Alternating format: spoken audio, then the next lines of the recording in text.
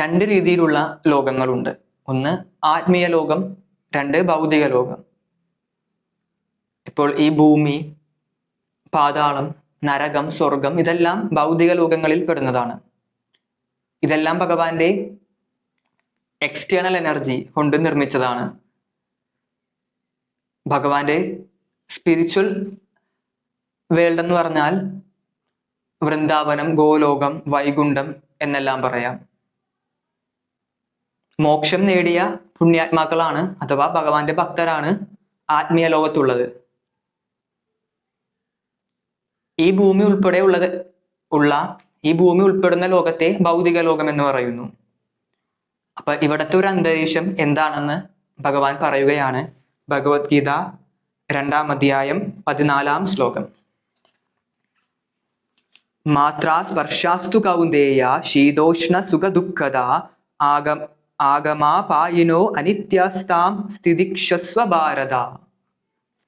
ഹേ അർജുന, ക്ഷണികങ്ങളായ സുഖദുഃഖങ്ങളുടെ വരവും പോക്കും മഞ്ഞുകാലത്തിന്റെയും വേനൽക്കാലത്തിന്റെയും ഗതിവിഗതികൾ പോലത്രേ.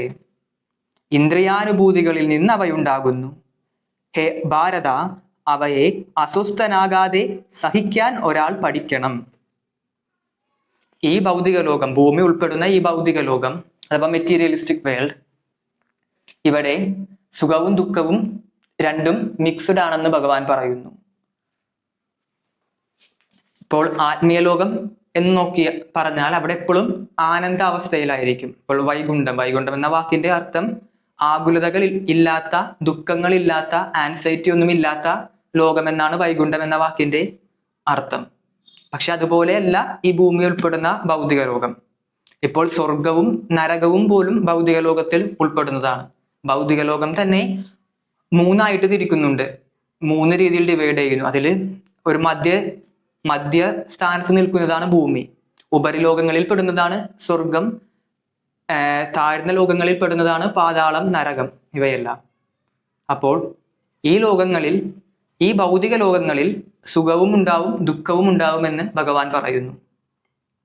എങ്ങനെയാണ്?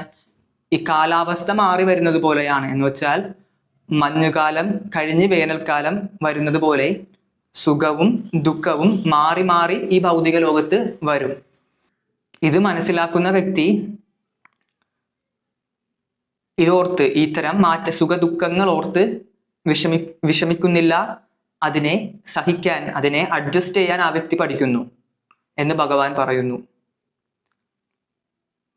ഒന്നും കൂടി ആ ശ്ലോകം ഒന്ന് നോക്കാം.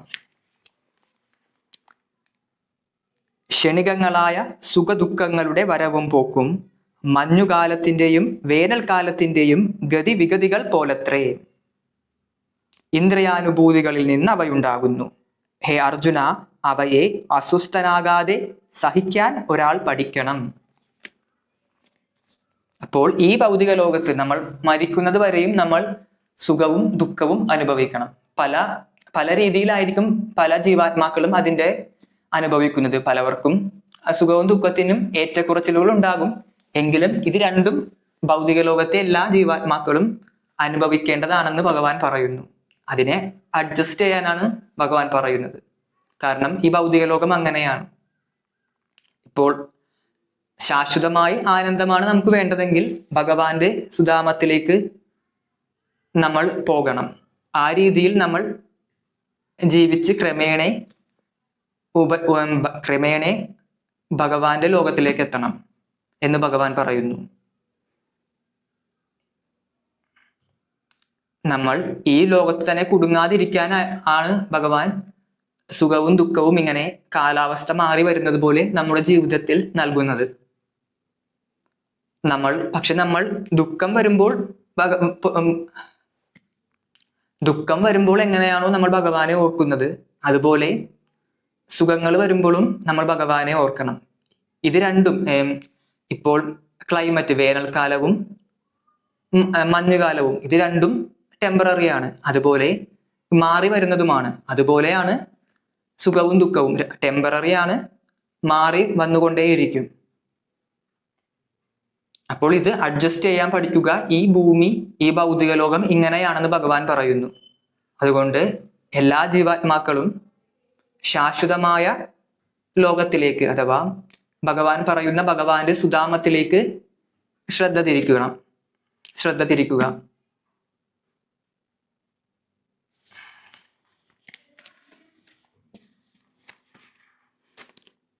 ഇനി 2-ാം അധ്യായം 15-ാം ശ്ലോകം നോക്കാം. യം ഹിന ഹൃദയന്തേ പുരുഷം പുരുഷർഷഭ സമദുഃഖ സുഖം ധീരം സോ അമൃതത്വായ കൽപ്പതേ.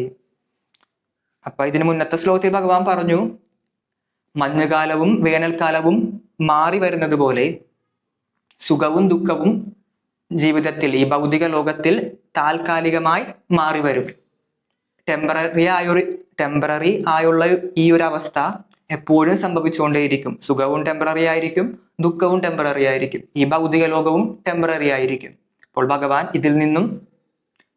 ഇതിൽ നിന്നും പെർമനന്റ് ആയിട്ടുള്ള ഒരു ആനന്ദത്തിലേക്ക്, പെർമനന്റ് ആയിട്ടുള്ള ഒരു ആനന്ദപൂർവമായ ലോകത്തിലേക്ക്, ഭഗവാന്റെ സുധാമത്തിലേക്ക് നമ്മൾ എത്തണമെന്ന് ഭഗവാൻ ആഗ്രഹിക്കുന്നു എന്നാണ് ഇതിന് മുന്നത്തെ ശ്ലോകത്തിൽ പറഞ്ഞത്.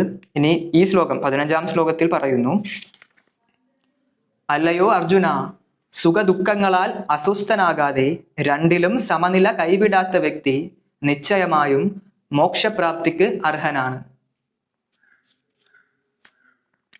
ഭഗവാൻ പറയുന്നത് മനസ്സിലാക്കി ഇതെല്ലാം അഡ്ജസ്റ്റ് ചെയ്യുന്ന വ്യക്തി, ഭഗവാനിൽ വിശ്വാസത്തോടെ ജീവിക്കുന്ന വ്യക്തി സുഖവും ദുഃഖവും രണ്ടും സ്വീകരിക്കുന്നു.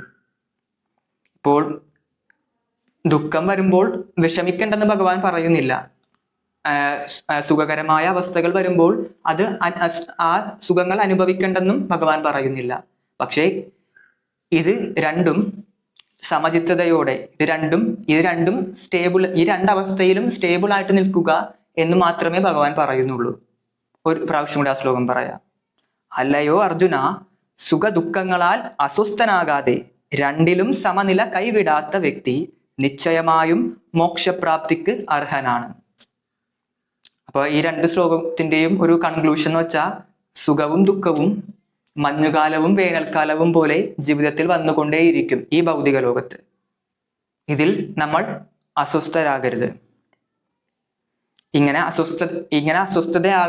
അസ്വസ്ഥതയാവാത്ത ഒരു വ്യക്തി മോക്ഷപ്രാപ്തിക്ക് അർഹനാണ്. പക്ഷെ നമ്മൾ എങ്ങനെ അസ്വസ്ഥരാവാതിരിക്കും? ഇപ്പൊ ദുഃഖം വരുമ്പോൾ നമ്മൾ അതിൻ്റെതായ ഒരു വിഷമത്തിലായിരിക്കും. സുഖം വരുമ്പോൾ മറ്റൊരു സന്തോഷകരമായ അവസ്ഥയിലായിരിക്കും. ഈ 2 അവസ്ഥയിലും നമ്മുടെ ബോധവും ഭഗവാനിൽ ഉണ്ടായിരിക്കണം, ഭഗവാന്റെ തിരുനാമജപത്തിലും ഉണ്ടായിരിക്കണം. അങ്ങനെയുള്ള ഒരു വ്യക്തി മോക്ഷത്തിന് അർഹനാണെന്ന് ഭഗവാൻ പറയുന്നു. ഓം നമോ ഭഗവതേ വാസുദേവായ.